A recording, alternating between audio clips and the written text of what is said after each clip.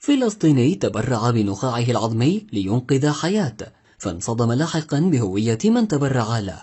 خضع الشاب الفحماوي محمد توفيق جبارين إلى عملية تبرع من خلالها بنخاعه العظمي للطفل آنس مالك محاجنة من مدينة أم الفحم دون أن يعرف ذلك. وكان جبارين قد أجرى العملية في مشفى هداسة عين كارم بمدينة القدس، ولم يعرف جبارين حينها هوية الطفل الذي تبرع له. تجدر الإشارة إلى أنه ومن باب الصدفة علم الشاب جبارين هوية الطفل الذي تبرع له، ليتضح فيما بعد بأنه فحماوي.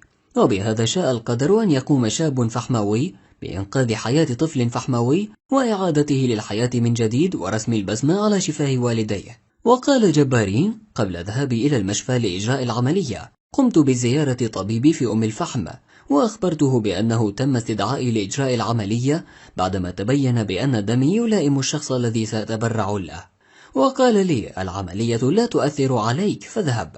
عندما عدت إلى بيتي قمت بالتشاور مع أهلي لأنهم كانوا متخوفين من الأمر، فعندما تحققنا من الأمر رأيت أنه من الأفضل إنقاذ حياة إنسان، فآلام أسبوع لا تساوي شيئا مقابل إنقاذ حياة إنسان. وتابع: العملية برمتها سرية، فأنا لم أكن أعرف في البداية هوية الشخص الذي سأتبرع له.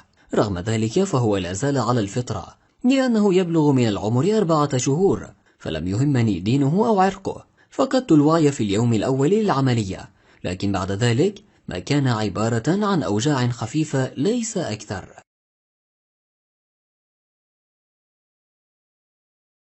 لدعمنا قم بتسجيل الإعجاب بالفيديو والاشتراك في القناة مع مشاركة الفيديو. جميع الحقوق محفوظة لقناة حقائق وأرقام.